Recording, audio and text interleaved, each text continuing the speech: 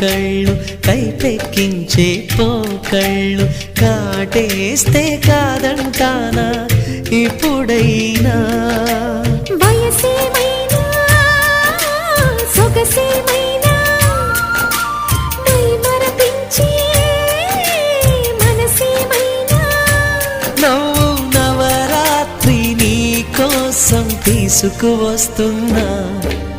మైనా ఏమైనావే మన్మథ మాసం అయినా